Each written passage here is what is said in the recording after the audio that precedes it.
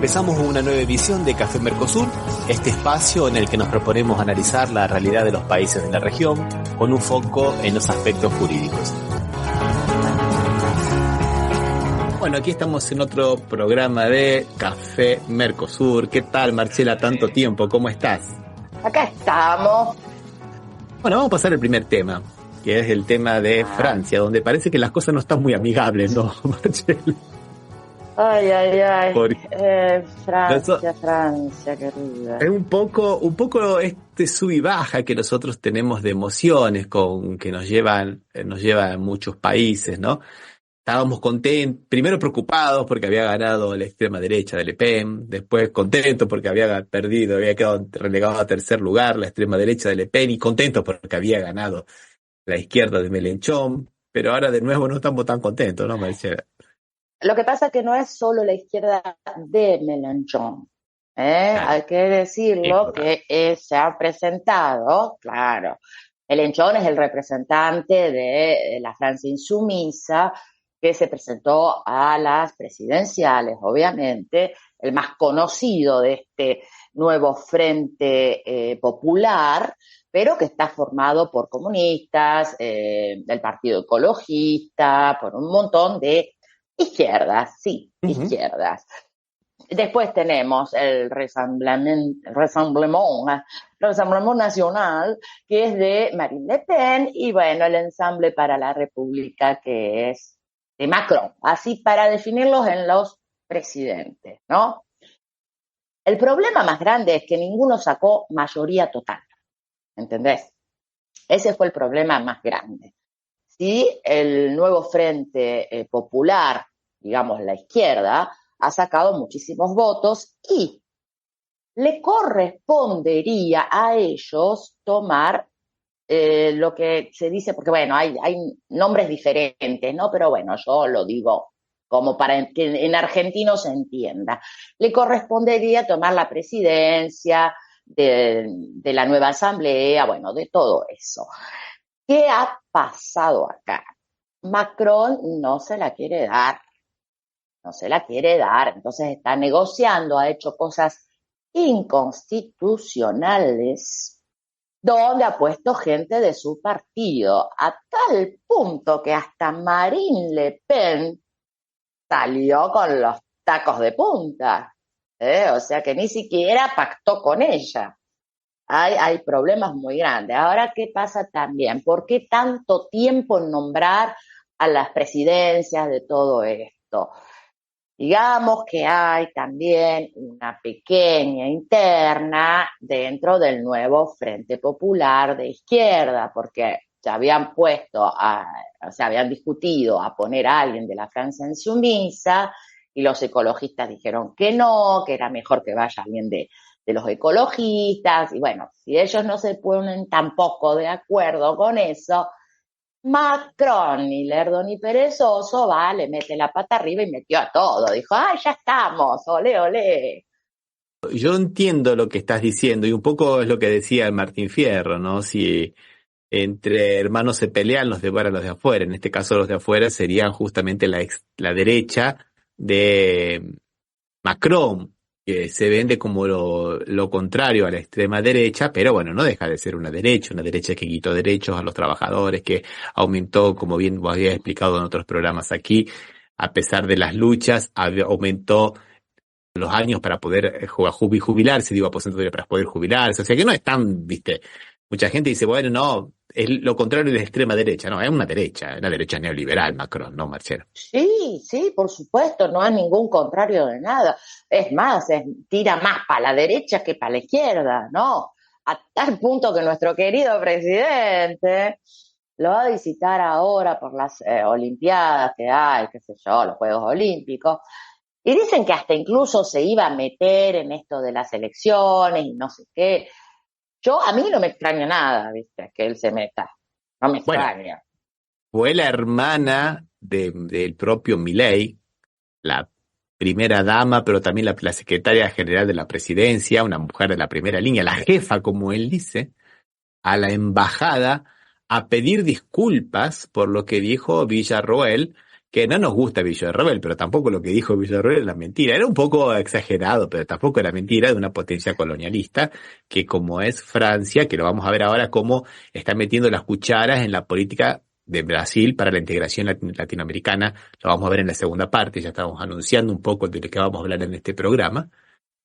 ¿Sabes? Y ¿Sabes qué Milei pasa? hoy ha hecho un tuit de pedido disculpas. Ay, no podemos mezclar las cosas deportivas con las cosas diplomáticas. Es verdad que no se puede mezclar, claro, tiene razón, pero, viste, pedir disculpas Sí, pero también. si hubiese sido otro país, viste, le Claro, importa tres carajos. Lo que pasa es que la jefa, Karina Milei, ha tomado posesión de algo que no le corresponde tampoco. No es a ella a ir a pedir disculpas. claro, ¿Eh? claro que Y sí. pese a, y ante todo que el jugador de fútbol Enzo Fernández ya había pedido disculpas. ¿Eh? Aparte, Ujú. este gran quilombo. ¿Vos escuchaste lo que cantaban los colombianos el día del partido de fútbol de No, Colombia-Argentina? no lo escuché, no lo escuché. Bueno, le cantaban un poco más maricón al arquero, Ajá. ¿viste? Con otras palabras, ¿eh? Alguien pidió disculpas por eso, porque el movimiento LGTB estaba atacado en ese momento cuando le dijeron eso cantaban, no sé qué, maricón, pero con otras palabras, yo soy un poco dulce, pero nadie dijo nada, ¿me entendés? Nadie le pidió a los colombianos de ir a pedir perdón porque está la integración social del movimiento LGTB, LGTBQIC, ¿eh? Bueno, entonces no nos pongamos como pelotudo por un cantito de mierda, así lo tengo que decir, porque estamos todos diciendo esas cosas. Son cantos populares de la cancha, punto, basta, se terminó. Ahora, ¿qué pasa? Fue a pedirle perdón porque tiene otros intereses, Claro que sí, evidentemente, claro que sí. Esa es evidente. la verdad de la milanesa, el programa de nuestro amigo. Sí, le mandamos un saludo. Que también sirve para bajar el precio de los jugadores que cuando renueven los contratos, ¿no? Porque cuánto se valorizaron esos jugadores después de haber conseguido el campeonato. Primero. Segundo, después Yo de la creo que Copa de Europa dejó también imágenes terribles, ¿no? Peleas entre los hinchas de Inglaterra y de Holanda en lugares públicos que fueron realmente bochornosas. Y esto ahora queda todo en un segundo plano, ¿viste? Porque bueno, no, la Argentina, ¿viste? Racista, que esto y que el otro. La Copa América fue un desastre organizativo.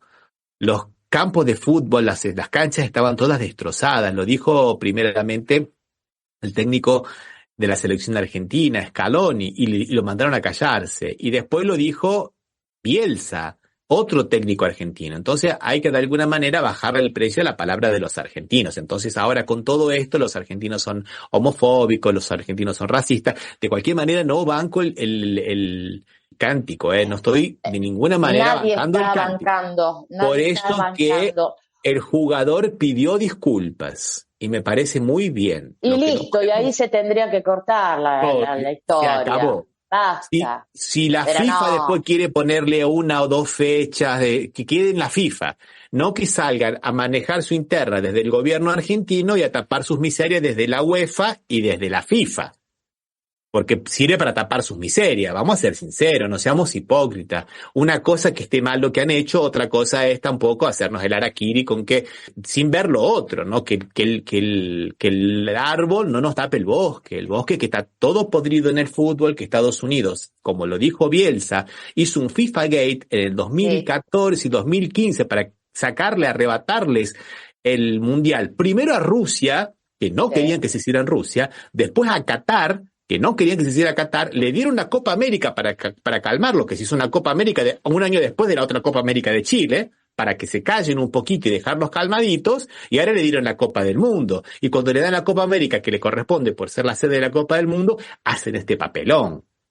No estaba para nada organizado. Todo, como hay que escucharlo a Bielsa, está muy bueno lo Claro que que él sí, dijo. claro que sí. Las canchas estaban hechas un desastre, la organización para la entrada de los supporters, como se dice, de los hinchas a los estadios fue un casino, un desastre. En el último, en la final, hubo gente herida. Bueno, ya nos estamos yendo de otro lado de la Francia de hoy, pero bueno, también todo tiene que ver con todo. Y ojo, que el canto no tenía mucho de racismo, porque es verdad que los franceses negros que juegan en el equipo francés son de origen africanos, porque son Sí. colonias. Era más homofóbico otra cosa, ¿no? Que se refería a las tendencias sexuales de uno de los jugadores, que no tenemos nada que meternos con lo que él hace en su vida privada. Pero, Exactamente. bueno, pero que no Esto que se nos te decía. malinterprete, no bancamos ni el racismo, No, ni la homofobia, por eso destacamos la actitud que tuvo el jugador de pedir disculpas, y ahora tendrá que someterse a las sanciones disciplinarias que le correspondan por haber hecho eso, ¿no? Dejarlo claro. totalmente de acuerdo, Ramiro. Vamos a poner la cancioncita esa que vos nos trajiste para hacer la entrada de otro compañero, de otro amigo que es Osvaldo, que ya está en la puerta. ¡Vamos!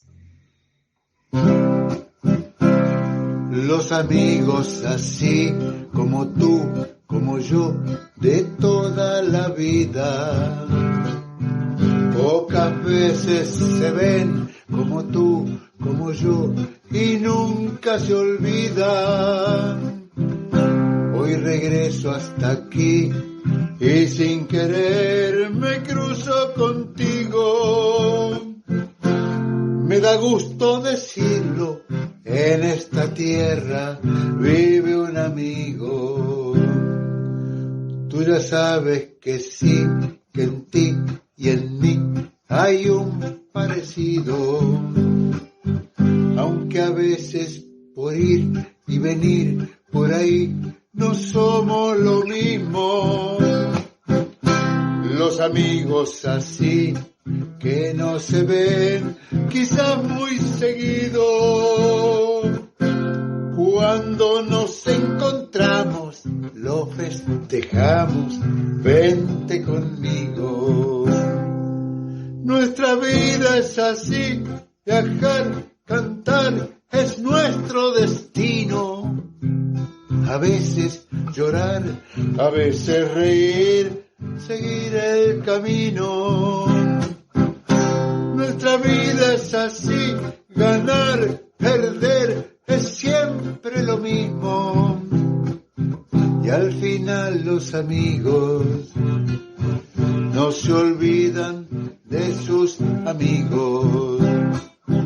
Y al final los amigos no se olvidan de sus amigos.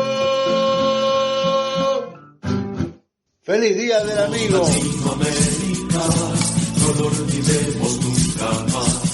Somos Latinoamérica, no lo olvidemos nunca más. Somos Latinoamérica. Bueno, y seguimos aquí. ¿Qué tal, Osvaldo? ¿Cómo te va? ¿Cómo estás? ¿Qué tal, chicos? Bueno, decirle feliz Día del Amigo a todos los amigos que nos escuchan y a los que no nos escuchan también, y a los que no sean amigos que nos escuchan también. Primero los amigos, segundo Francia. Bueno, vamos a pasar a la próxima noticia, que tiene que ver con algo que medio como que se estaba escondiendo, ¿no? Que es la remesa de oro de Argentina, de nuevo, para Inglaterra. Recordemos que ya lo había hecho eso Macri, cuando Caputo era ministro, y después ese oro lo repatrió Alberto Fernández. Quiero dejar en claro que si no fuera por el contexto, hasta podría ser una maniobra normal.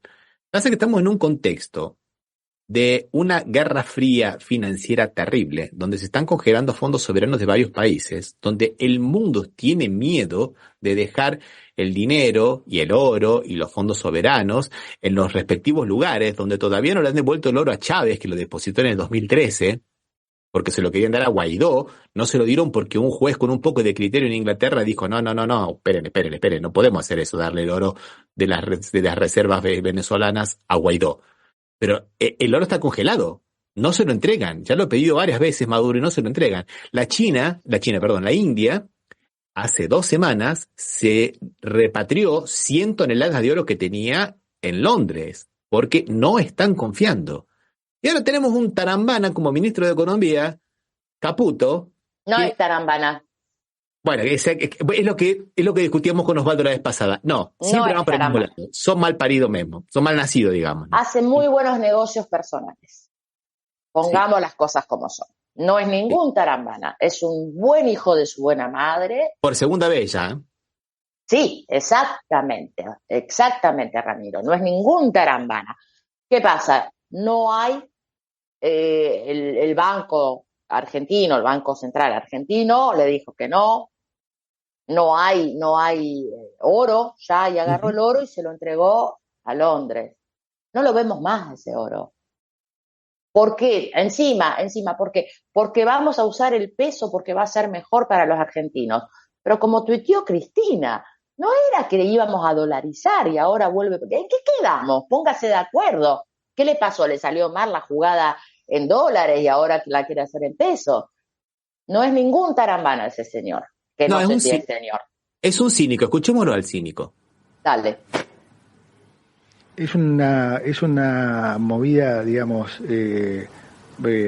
muy positiva del Central, porque hoy vos tenés oro en el Banco Central, que es como si tuvieras un inmueble adentro, sí, un edificio, o sea, no lo podés usar para nada. En cambio, si vos tenés ese oro afuera, le podés sacar un retorno, y la realidad es que el país necesita maximizar, digamos, los retornos de sus activos. Entonces, tenerlo encerrado en el Central sin hacer nada, para el país es negativo. Es mucho mejor tenerlo custodiado afuera, donde te pagan algo. Para conseguir rendimiento no lo puedes tener en la Argentina. Claro, exactamente. Sí. Exactamente. Claro. ¿Por qué será que te dan rendimiento, no? Porque son bonitos, te dan rendimiento, ¿viste? El mercado del oro es uno de los mercados más oscuros que existe, lo maneja muy poca gente, lo dice la gente que sabe que maneja la cuestión del oro. Y es un problema tenerlo justamente en el lugar donde se maneja el oro, que es en la City londinense. Acá nos dice una cosa muy interesante, Alejandro. Sí, yo lo iba a leer, sí. Sí, dale. Enviar oro físico siempre es un problema. Donde mejor está es en el Banco Central de cada país. Ahora bien, se puede como garantía para un crédito. Totalmente, Alejandro. El problema es que acá es garantía personal y no para el pueblo. Sí, en realidad estamos dentro de lo que es la desesperación por tener dólares para hacer la dolarización, y porque el Fondo Monetario le dijo que no a los 15.000 millones que habían pedido, y porque cuando Milei mostraba en el celular chiquitito y que decía, acá tengo los inversores que van a venir a la Argentina antes de asumir cuando lleve ganado las elecciones, acá están los fondos de inversiones, acá está, mire, lo tengo en el celular, que te mostraba la pantallita del celular. Bueno, no han invertido nada, como y están dentro de esa desesperación, porque le está yendo muy, pero muy mal Bueno, está un desastre la economía de Argentina, ¿no? La liquidez es terrible, no pueden frenar la corrida cambiaria. Aparte, la situación, nosotros estamos con conflictos con los fondos buitres, y si el oro lo sacamos de Argentina, es objeto de embargo. Exactamente. Y ahí nos puede complicar. Entonces, es el riesgo. O sea, aunque dicen, lo dijo el secretario general del sindicato de los bancarios, de la asociación bancaria, que en realidad en Londres no lo pueden embargar. Dice él, entiende, y es opositor, así que lo tengo que creer. Pero el problema es desde que sale acá hasta que llega allá, y de que salga de Londres y vuelva a Argentina, si en algún momento pasa como pasó en el gobierno de Fernández, que se repatrió bastante el oro que habían dado Macri. Ese sería el riesgo. Pero bueno, no le entiendo la razón de los países. Todos se lo reservan como una reserva detrás de su moneda muchas veces, ¿no? ¿Y por qué nosotros lo regalamos a un país que estamos en conflicto aparte? Que creo que ya lo dijeron, pero lo quería agregar nomás. Mira, Osvaldo, eso que está diciendo vos está absolutamente correcto en un mundo normal. Pero en un mundo que tiene congelados los fondos de Libia en los bancos suizos y que no les está pagando intereses desde el 2011, ¿tá? No nos olvidemos que los fondos soberanos son 11.000 millones de euros soberanos del pueblo libio, que están en los bancos suizos, y que los bancos suizos dicen, cuando tengan un gobierno legítimo se lo entregaremos.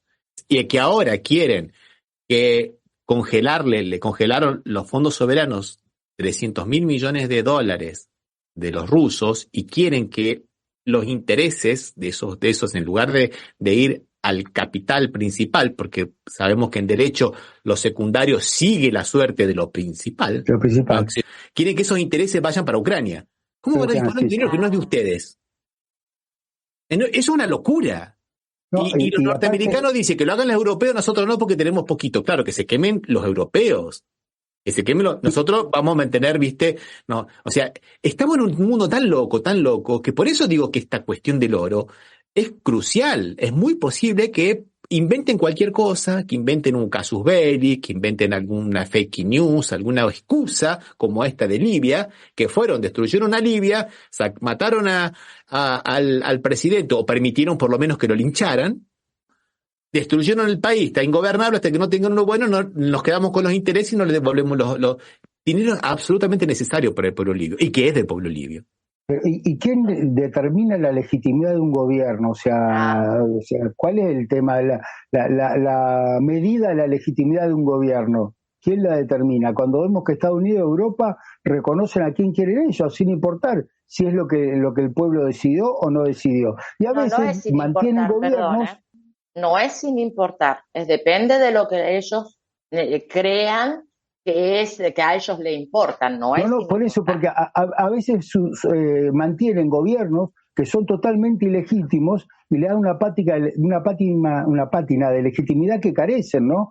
Así pasa en un montón de gobiernos, sobre todo muchas veces pasó en Medio Oriente. El mismo Gaddafi que era un gobierno legítimo. Guaidó. Fue derrocado Guaidó. Claro, Guaidó. Por un lado que era ilegítimo, decían que era Gaddafi, por otro lado Guaidó, que no es legítimo y lo tomaban como legítimo y le daban la posibilidad de administrar los fondos de PDVSA que tienen Estados Unidos, que son ingentes, porque era uno de los mayores vendedores de combustible en Estados Unidos. Bueno, Alejandro Sanet dice, el rendimiento del oro es muy bajo, no llega ni al 0,25%. Pero te digo, en situaciones normales sería normal. Si funcionara el derecho internacional, como muy bien dice Osvaldo, sería algo normal. Pero no nos olvidemos que esta gente ha cambiado el derecho internacional por lo que ellos dicen el orden basado en reglas. ¿Cuáles son las reglas? Las ponemos nosotros, mutantis mutandi, las cambiamos cuando nos conviene. Una noticia que ha salido aquí en Brasil que tiene que ver con Lula, lo han investigado desde los Estados Unidos, que tiene que ver también con lo que estábamos hablando antes, y lo que son las guerras híbridas que se dan a nivel total, que ahora se están empezando a hablar de eso hace unos 10 años atrás, después del famoso libro de Coritbo, pero ya existía desde antes, y a Lula lo vienen investigando desde los Estados Unidos desde 1969, desde 1966, cuando era apenas un dirigente sindical que la izquierda lo tenía como carnero porque decía que no hablaba de la revolución, que él hablaba solamente de la mejora de las condiciones de los trabajadores, y de ahí han investigado la CIA, la DEA, el NSA, que es el National Security Agency, la Agencia de Seguridad Nacional. Han creado muchísimos, pero muchísimos informes, más de 800 informes en todo ese tiempo, en una actividad sin precedente desde aquella época. Y justo ahora sale esto cuando aparecen lo que habíamos comentado nosotros aquí la semana pasada, era la cuestión de Bolsonaro, que había creado la Agencia Brasilera de Inteligencias Paralela, que lo comentamos con Osvaldo la semana pasada, y que ahora saltó todo, esta semana saltó todo. La abogada del hijo de Bolsonaro, que había estado en la reunión de esta reunión, que era para que investigara a los agentes de lo que sería la AFIP en Argentina, ¿no? De la agencia que recauda los impuestos, investigarlo porque estaban queriendo cobrar el impuesto a los hijos. Fíjense, un clan familiar que se defiende como la mafia. Bueno, la abogada salió a decir todo, comentar, porque Ramagen, que hoy es diputado y precandidato a intendente de la ciudad de Río de Janeiro por el bolsonarismo, era el que había hecho esta agencia de inteligencia nacional, pero que estaba también al frente de la agencia brasilera de inteligencia verdadera, había creado las dos, grabó todo y lo había dejado en el celular, una hora de grabación secreta de Bolsonaro, él el general Augusto Heleno, que era el jefe del gabinete ministerio, sería de seguridad institucional, que es el que maneja todas las agencias de seguridad, el primer hombre de importancia en materia de seguridad, con las abogadas. Todo lo había grabado clandestinamente y lo tenía en el celular. Cuando fue la policía encontró todo. Así que están a un pasito de la cárcel. Y justo sale también cómo lo fueron investigando a Lula, ¿no? Desde los Estados Unidos. Entonces, estamos viviendo épocas bastante raras, ¿no? Qué cuestión que vos decías, Ramiro, que conductas parecían a la de la mafia. ¿Por qué la derecha tiene en todos los lugares del mundo, su comportamiento siempre es muy cercano al de la mafia? El comportamiento que tuvo el gobierno de Macri, con escuchas ilegales, apretes, y el comportamiento de apretes constantes que tiene el gobierno de Milei, evidentemente son conductas que son copiadas del comportamiento de la mafia. O acá decían que era porque Macri tenía cercanía con la mafia, no la siciliana, sino la Ndrangheta. La Ndrangheta, eso. Era esa, pero también Milei tiene las mismas conductas y como vos estás explicando claramente que en Brasil el gobierno de Bolsonaro tenía las mismas conductas que tiene la mafia y que tuvo acá el macrismo y el mileísmo. Y no nos olvidemos que el lawfare hecho por los jueces se hace calcando las tácticas de la investigación norteamericana contra las mafias, que toman parte de la mafia. Entonces, por ejemplo, cuando vienen acá, ya no contra la mafia, sino supuestamente contra la corrupción, tienen cosas mafiosas. Es lo que hacía, por ejemplo, de Alessandro con Stornelli. Carlos Stornelli, fiscal federal argentino procesado en 5 oportunidades. Que iban a buscar familiares, para apretar a familiares, a todos les ponían que era asociación ilícita, cuando les decía, bueno, vos hiciste tal cosa, asociación ilícita con tu familia, para que la familia también pague, lo mismo que hicieron acá en Brasil, con la familia de Lula, con la familia de muchos imputados y con la familia de muchos empresarios, porque son procedimientos mafiosos. Yo por ahí me aguanto que va a ir preso, pero yo no sé si me aguanto que mi esposa vaya presa, ¿entendés? Pero vos sabés, Ramiro, también pensaba que la asociación ilícita que se podía usar tranquilamente como contra la mafia, nunca se utiliza contra la mafia. Acá las mafias de la droga o las mafias, a veces tenemos que ver un poco en la mafia de lo financiero también, ¿no? Claro que sí. Nunca le utilizan, nunca le aplican el criterio de asociación ilícita que alegremente utilizan para cualquier cosa que sea contrario al status quo, ¿no? Así es. Bueno, vamos a escuchar una canción y vamos a pasar al tema principal. ¿Qué les parece? Sí, dale.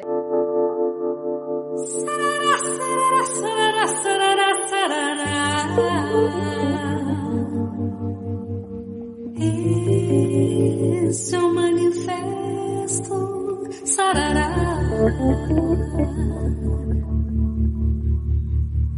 Sarará, sarará, sarará, sarará, sarará. Esse é um manifesto, sarará.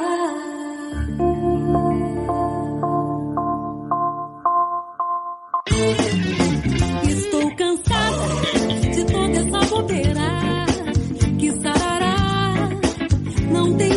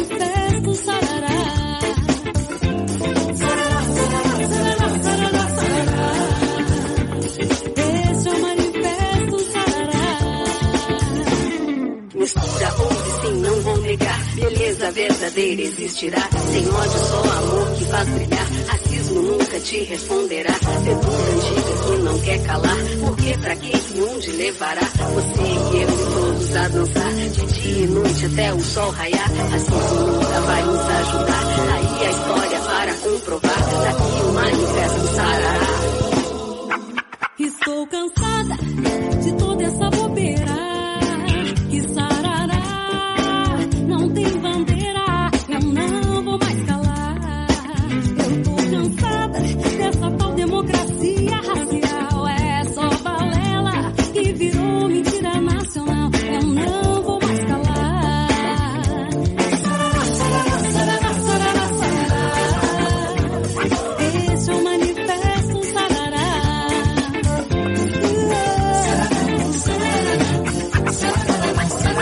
Esse é o manifesto sarará.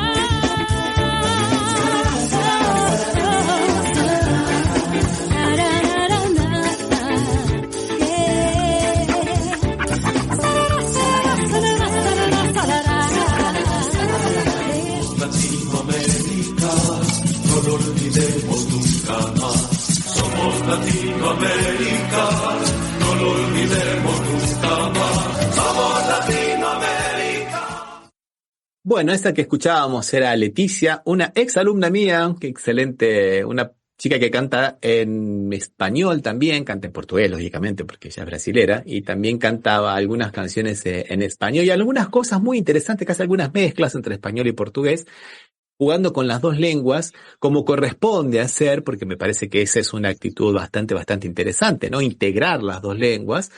Y las lenguas en el proceso de integración latinoamericana, principalmente con el gigante que es Brasil, juegan un papel muy importante. Siempre, según los brasileros, han encontrado como una muralla el hecho de que ellos se sienten aislados porque son los únicos que hablan portugués. Y eso se llevó adelante a través de una muy buena política del gobierno de Lula, comenzada en el 2005, ¿no? Cuando se sanciona la ley del español obligatorio en las escuelas, también fruto de algunos acuerdos del Mercosur. No era lo que se quería era que fuera como el inglés, digamos, obligatorio para la escuela brindar esa enseñanza, pero para el alumno también. Acá lo que se hace es, la oferta va a ser obligatoria, la escuela tiene la obligación de darle a los alumnos español, pero la matrícula no. El alumno la tendrá como una optativa. Va a hacer español si quiere y si no quiere no lo hace, pero la escuela tiene la obligación de hacer eso. Y eso funcionó muy bien durante una inversión de tiempo muy grande, hasta el año 2016. Hasta septiembre del 2016. Recordemos que un par de meses antes, nada más, la habían derrocado a Dilma Rousseff. Una de las primeras cosas que hace este gobierno, una de las primeras es entregar el petróleo a los norteamericanos, y otra de las cosas que hace es derogar la enseñanza del español en las escuelas. A través de un decreto, una medida provisoria, algo parecido como un decreto ley, y después, un año después, con una ley verdadera donde además se sacan muchas materias de humanidades en un supuesto plan curricular nuevo. Y eso generó un movimiento de reacción muy importante llamado Fica Español, Quédate Español, que el español se quede en las escuelas, que se quede en las currículas, y así como muchas otras que las habían sacado, ¿no? Fue el gobierno golpista de Temer, que quiere ver un Brasil que de espaldas a América Latina, ¿no? Como muchas de nuestras élites también quieren eso, ¿no? Países que miren hacia Estados Unidos principalmente, y cuanto mucho algún ojito así de reojo para Europa, pero básicamente para los Estados Unidos, ¿no? Porque eso es lo que se viene haciendo a partir de una política lingüística de la expansión del inglés vía Norteamérica, muy fuerte, que comenzó aproximadamente antes de la Segunda Guerra Mundial. Cuando hablamos de esto no hablamos únicamente de una cuestión educativa, de docencia, hablamos de cuestiones políticas, geopolíticas, glotopolíticas, geolingüísticas, si quieren decirlo de alguna manera, porque también depende cómo nos hablamos, cómo nos percibimos y cómo nos sentimos, ¿no? Es que todo tiene que ver con política. Mismo Claro. si decís que no, la educación, la música que nos llegaba, que solo nos llegaba música yanqui, ¿viste? En Ujú. Argentina ha pasado. Claro que sí.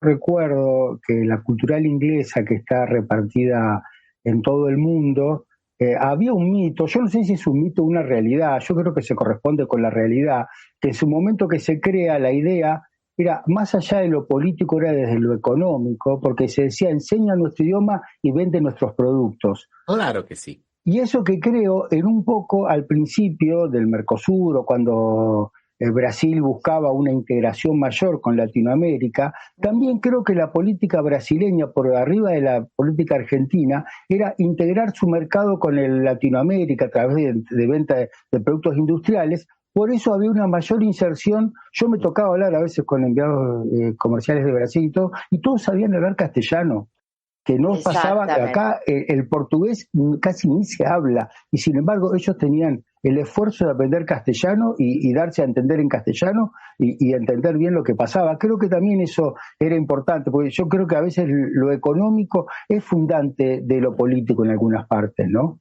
Pero también depende de políticas de Estado, como nos los va a explicar ahora en una charla que hemos tenido esta mañana. No la pudimos tener ahora porque ella tenía compromisos.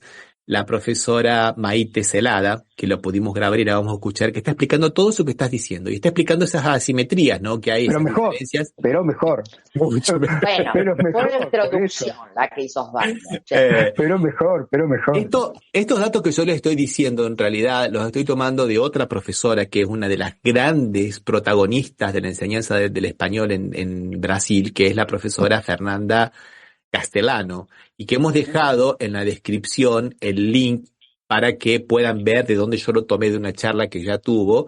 Está en portugués, pero bueno, se puede escuchar. Y si no, yo he tomado todos los datos de ahí, porque yo he acompañado este proceso, pero no he sido protagonista de la lucha por el español.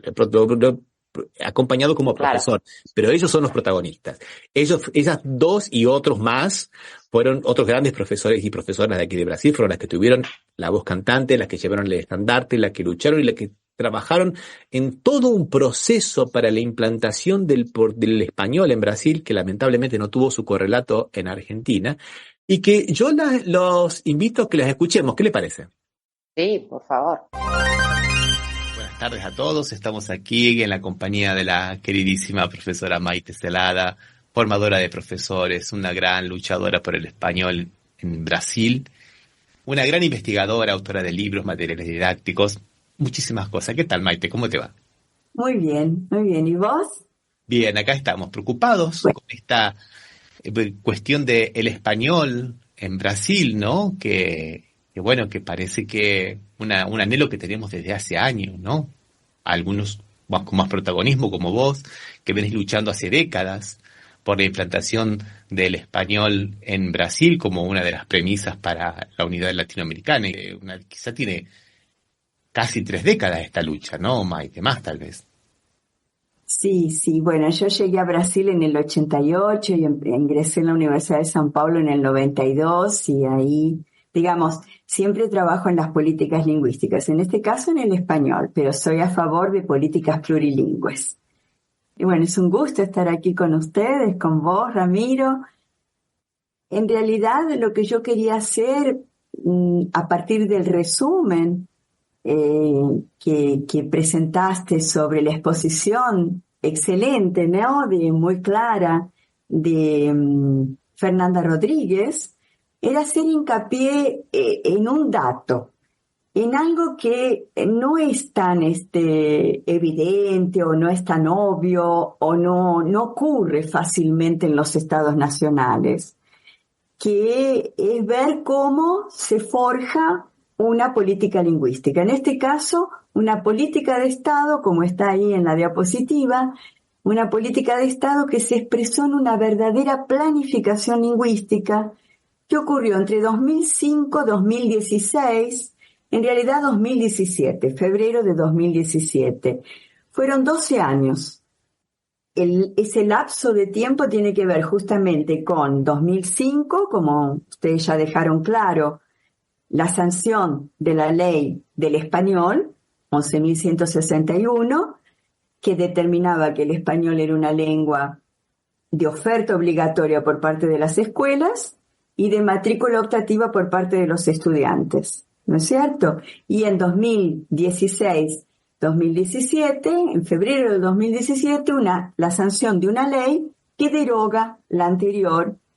Puede haber lenguas optativas en la enseñanza, preferencialmente el español.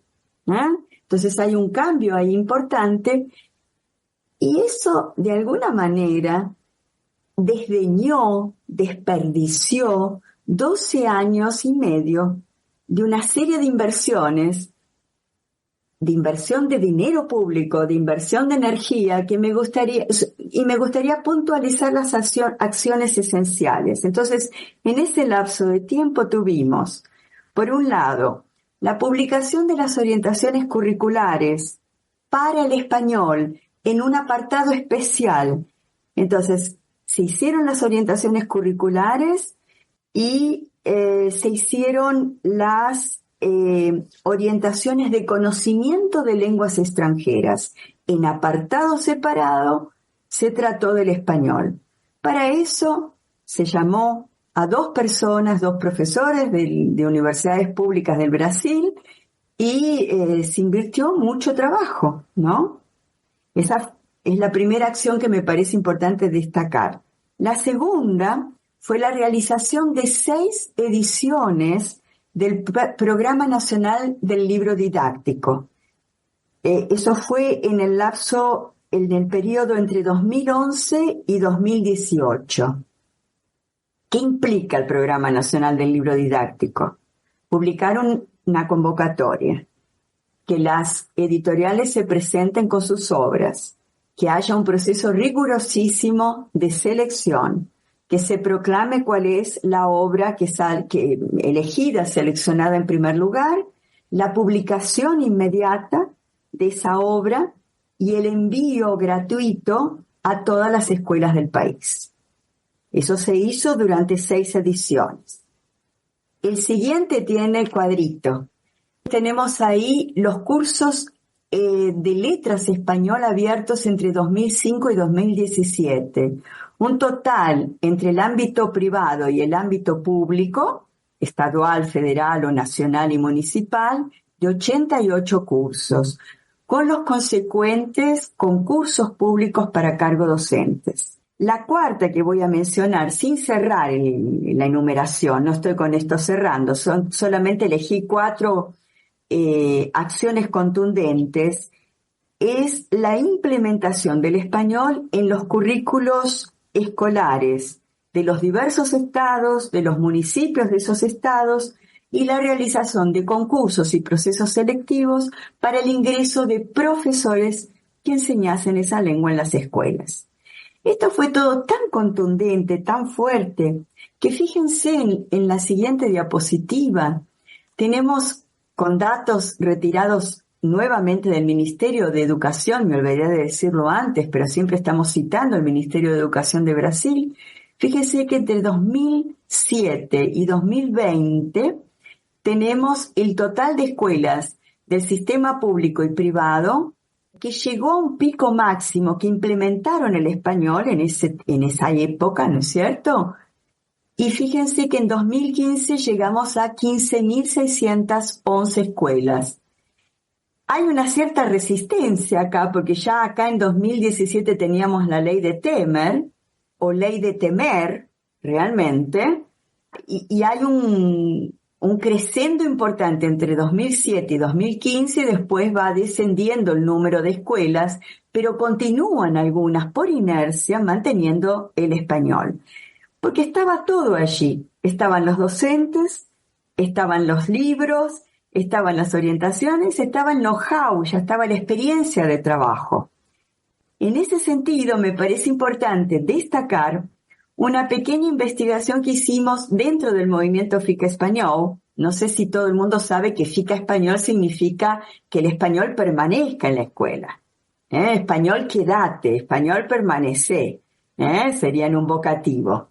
Entonces, hicimos un estudio que es de 2021, es datado, no está actualizado. En ese momento en que el español ya era la lengua optativa preferencial, fíjense lo que ocurrió. Tenemos acá en esta pizza, tenemos por un lado 12% que todavía no se había definido. 12%, entre ellos el Estado de San Pablo, que ya había decidido por la no oferta del español. Era una optativa preferencial, se decidió por la no oferta en San Pablo. Con la cantidad de inmigrantes venezolanos, bolivianos, peruanos que tenemos, los barrios, ¿no es cierto?, de gente con esos inmigrantes, ¿no es cierto? Y un 36% de los estados ya había definido la oferta electiva del español. Acá está en portugués, obligatoria, lectiva. Un 40% había elegido que el español permaneciera de manera obligatoria. Esto nos indica que el español debe estar todavía en la escuela brasileña, ¿no es cierto?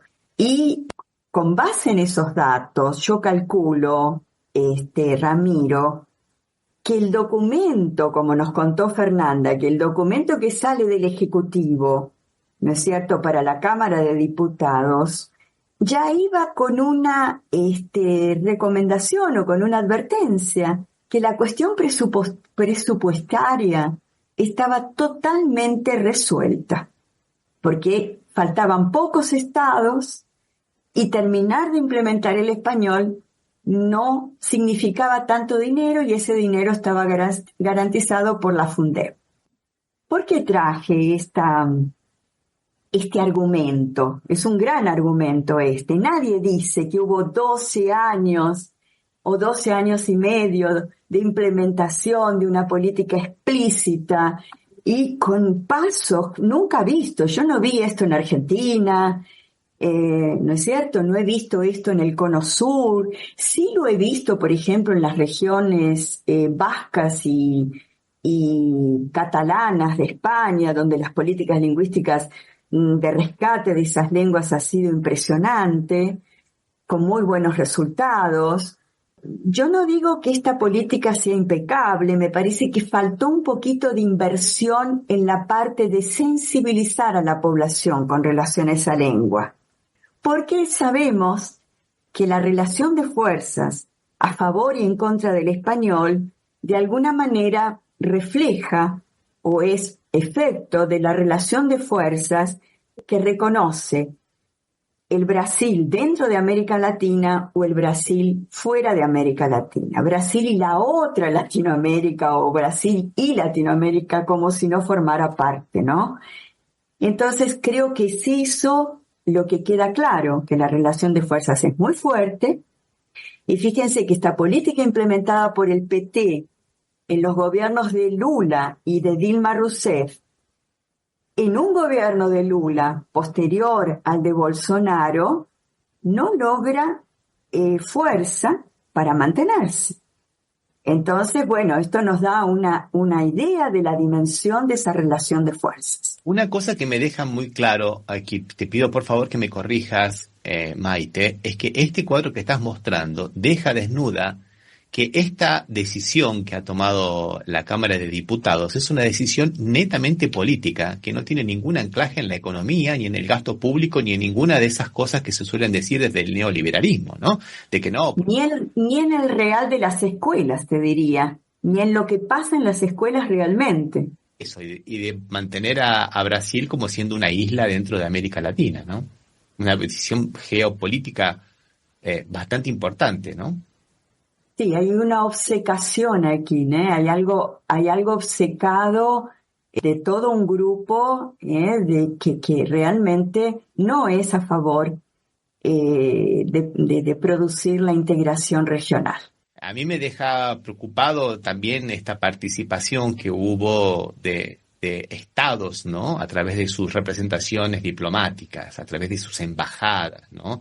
Y de estados que supuestamente nosotros idílicamente podríamos pensar que son neutros, ¿no? Porque son europeos, por ejemplo, ¿no? Estamos hablando de un imperialismo lingüístico norteamericano que se viene gestando hace más de un siglo, sino que estamos hablando de países hasta, podríamos decir, entre muchas comillas, ¿no? Amigos, ¿no?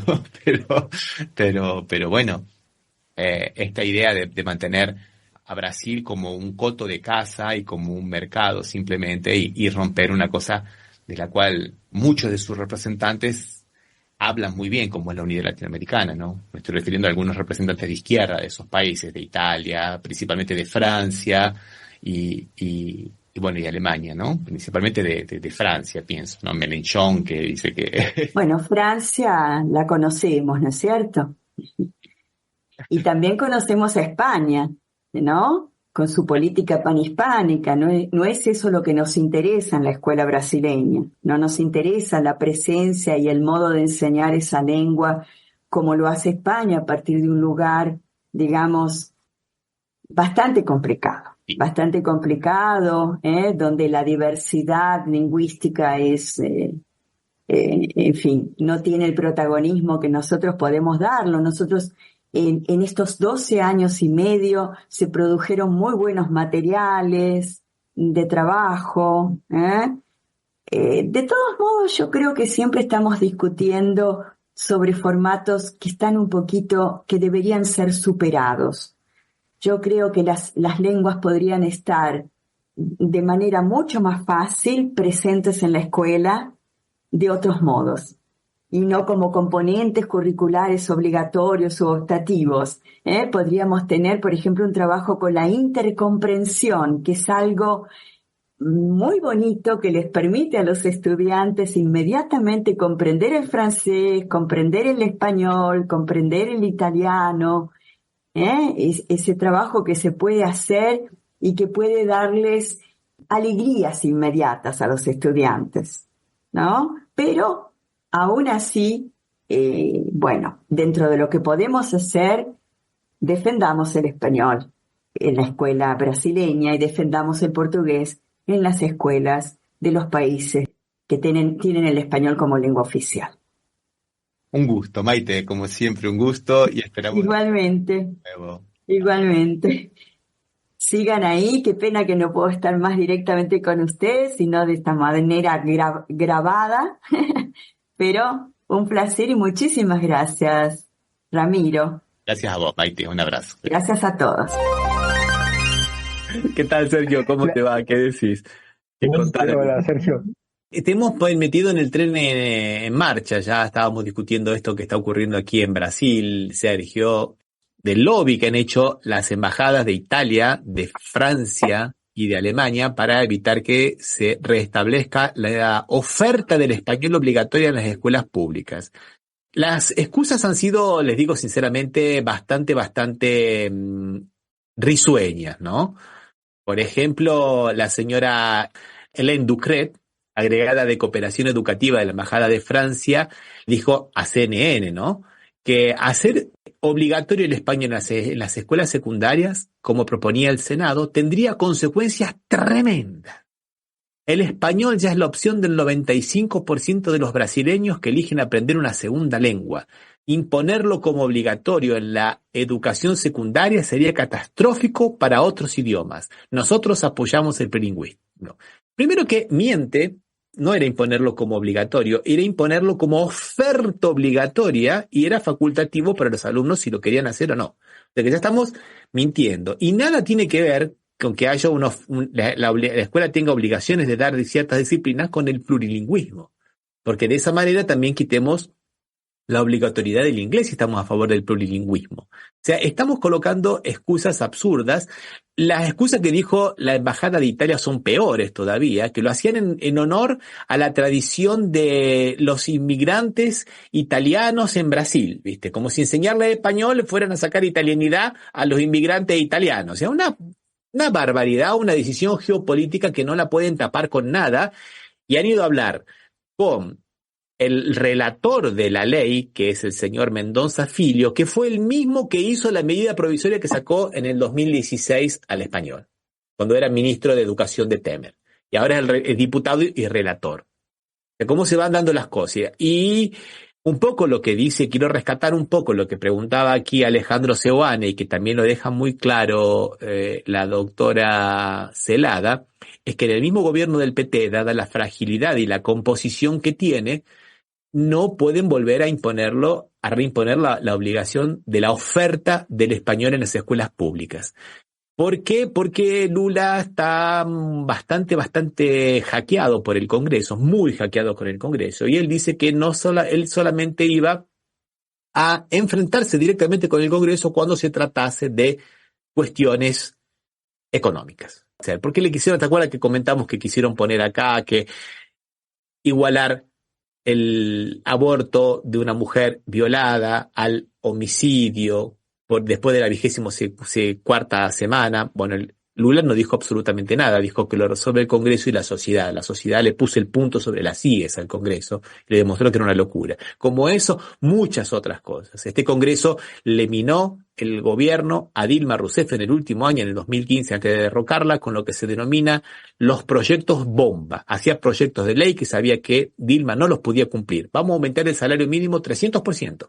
Y después Dilma tenía que decir, no, en realidad no lo podemos aumentar porque eso rompe. Era una antipopular. Eso es lo que hizo el Congreso durante 2015, no la dejó gobernar a Dilma. Entonces ahora Lula está, como les digo, cercado por esos crápulas que son fisiológicos, son del centrón, y a veces algunos aprovechan. En este caso aprovecharon muy bien las embajadas de esos países que quieren supuestamente, vaya a saber en nombre de qué negocio editorial hacer esto o de qué oscuros, digamos, mandatos geopolíticos de quién, que América Latina se mantenga desunida, que Brasil le siga dando la espalda a América Latina, principalmente por esa barrera lingüística, y ellos seguir dominándonos.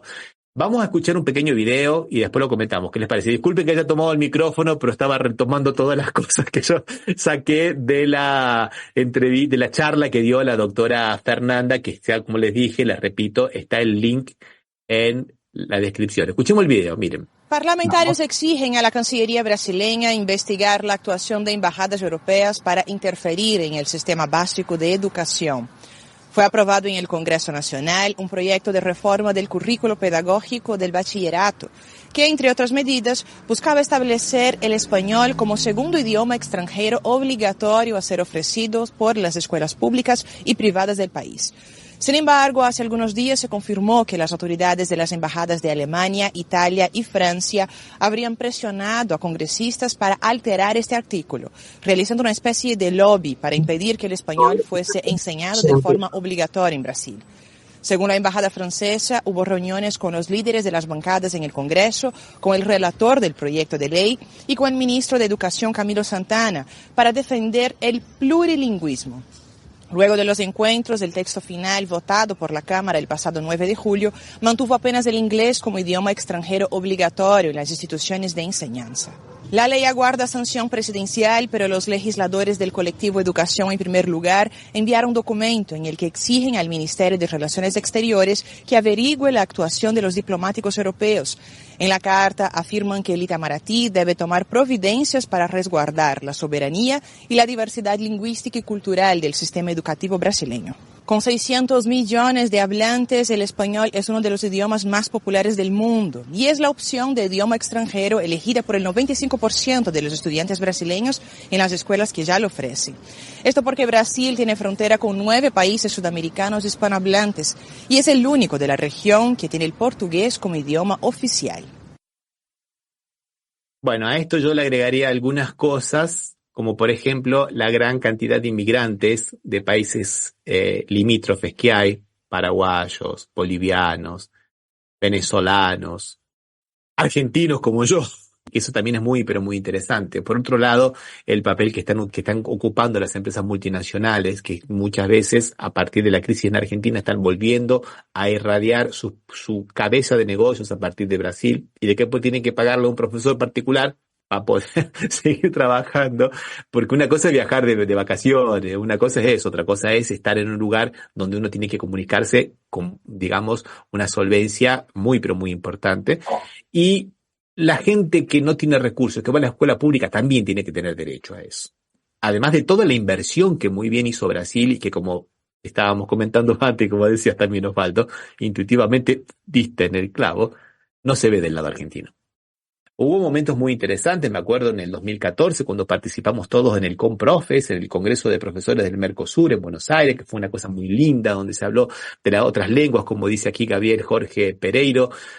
como integrar también otras lenguas como el guaraní y algunas otras lenguas más, no solamente quedarnos con el portugués y el español, porque hace al plurilingüismo y es una cosa muy interesante. Bueno, yo lo que quiero decir, Ramiro, que por supuesto que esto ayuda a la integración latinoamericana, el entendimiento, el hablar el mismo idioma, así como a nosotros nos han impuesto el inglés desde siempre, como lengua hegemónica en el mundo. Recordemos que por los 70 se hablaba del esperanto, de agarrar, en fin, una serie de idiomas, este va a ser el del mundo. No, nada de eso fue. Obviamente los países, quienes quieren imponer su movimiento político, su fuerza económica, lo que el dominio del poder, como ha ocurrido siempre, bueno, y ahí saltaron los europeos que ya han hecho una cierta integración. Lo nuestro quedó trunco, con ciertos líderes que quedaron en el camino, encima con determinadas ir y venires de los gobiernos en Argentina, porque tenemos que hablar, los socios más importantes, por su capacidad económica, por su, importancia política, geopolítica también, si querés.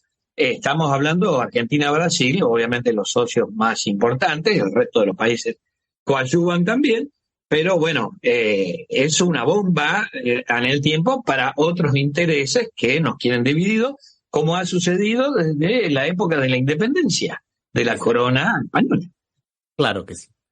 Y quiero recordar acá el año 2016 con los que estás comentando, Sergio, porque no por casualidad se saca el español acá de la obligatoriedad del Estado, pero no solamente eso, termina la UNASUR, por ejemplo, se rompe con todo lo que era la UNASUR cuando Lenín Moreno llega a la presidencia de Ecuador, se rompe con ese proceso de integración latinoamericana política, y se crea, por ejemplo, después el Grupo de Lima, que era simplemente para una cuña, un ariete que tenía el gran imperio para destruir la unidad latinoamericana y para atacar a los gobiernos que la hostilen. En este caso era Venezuela, ¿no?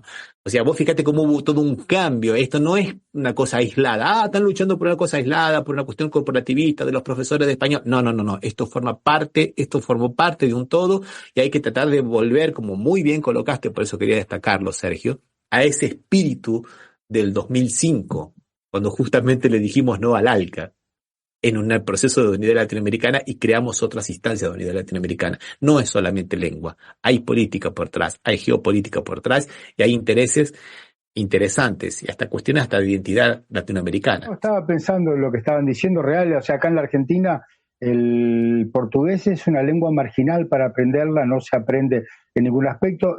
Cuando yo iba a la secundaria hace muchísimos años, había francés e inglés, y ahora me parece que ya francés, por lo menos mis hijos no lo tienen más como opción en la escuela, o sea, hasta el francés quedó afuera, que también no sé si tenía tanto sentido que sea dentro de la escuela francés, porque en realidad no tenemos ascendencia francesa y el francés ha ido perdiendo frente al inglés como lengua internacional, ¿no? Como la lengua de la diplomacia, o sea, yo entonces creo que sería importante por retomar en la Argentina, aparte de lo que haga Brasil, en la Argentina la posibilidad de que se enseñe el portugués, que permitiría una mayor integración con casi el 30 o 40% de Sudamérica, ¿no? Representa Brasil, tanto sí, en población como en territorio. Por lo cual sería importantísimo. Más, sí, no sé, por eso no quise exagerar, pero me parece que es muy importante. Digo, a ese argumento que vos diste yo le añado otro. La enseñanza del español en Brasil, como venía desarrollándose, es exactamente la herramienta que le permite a Brasil pedir la reciprocidad con el resto de los países. Claro. Si nosotros enseñamos español, ustedes enseñan portugués, que Argentina está debiendo eso. Supuestamente, por los convenios debía haberlo hecho y supuestamente dicen, bueno, no tenemos profesorado. Bueno, pero ármenlo a los profesorados. Acá en Brasil tampoco había tantos profesores de español. Y se armaron las universidades, se hicieron los programas, y se hizo, como explicó muy bien la profesora, unas orientaciones curriculares para que haya una cosa política de Estado a largo plazo. Eso es lo que ahora, si se pudiera volver a establecer el español, es lo que Brasil debería exigirle a los otros países, por lo menos del Mercosur, y después al resto de Latinoamérica. Pero es muy buen argumento ese que decís vos. Y yo te voy a agregar algo más, que Ramiro, lo que decías por parte de los países, obviamente el guaraní, que Argentina tiene mucho territorio que comparte, Así que ese sería otro de los idiomas que hay que incorporar, ¿no? Sí, Por lo menos en algunos sectores el quichua también, en el norte el quichua, o sea, hay varias veces, o sea, hay idiomas que habla mucha gente y que nosotros los ignoramos, ¿no? Con este eurocentrismo que tenemos en nuestra cultura, que parece que todo solamente está en Europa. Yo no me quiero meter a hablar mucho de eso, gente, pero tienen toda la razón. Es tan rico hablar de todo eso, porque lamentablemente muchas veces hay algunas experiencias de escuelas bilingües, en Misiones, en Corrientes, pero son, viste, siempre es la lengua buena, la lengua culta, la lengua del saber en las escuelas es el español. Y a veces algunas otras cosas, bueno, va a haber literatura un poquito en guaraní, viste, como el cotillón, viste, el adorno, pero lo que pasa es que hay una disociación ahí entre el pobre estudiante, que es un poco lo que estaba de alguna manera comentándonos acá Silvana, ¿no?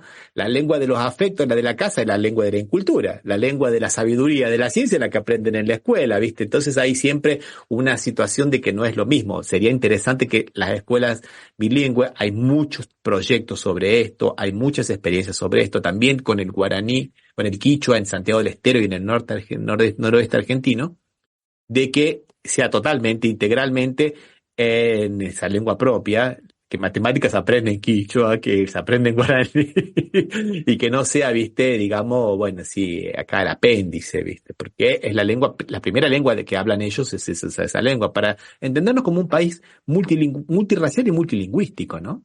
Ramiro, pensar que, y Sergio, ¿no? Que en Europa mismo, si quieren, la lengua prestigiosa era el latín. Los pueblos empezaron a hablar español, francés, italiano, portugués, rumano, como una lengua de la casa nomás, ¿no? Era de la casa, como acá pasa. Lo que pasa es que acá hay una carga cultural porque está mal visto hablar. Yo hablaba con algunos indígenas que ya el Ka desapareció, que era el que hablaban los diaguitas originalmente, y a los que lo sabían le impedían a los nietos, a los hijos hablarlo, porque decían, no, vas a ser discriminado si hablas Ka.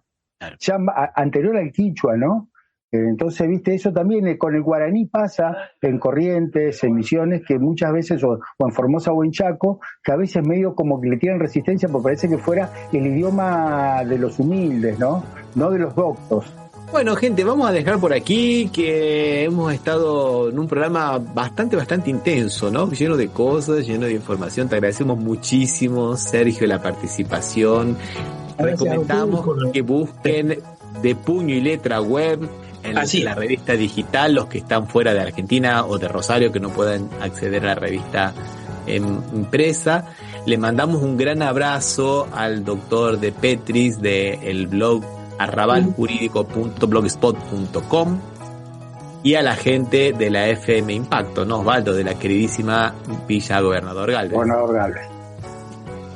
Y hasta la próxima, Sergio, hasta la próxima. Esperemos verte más veces. Ramiro, chao. Chao,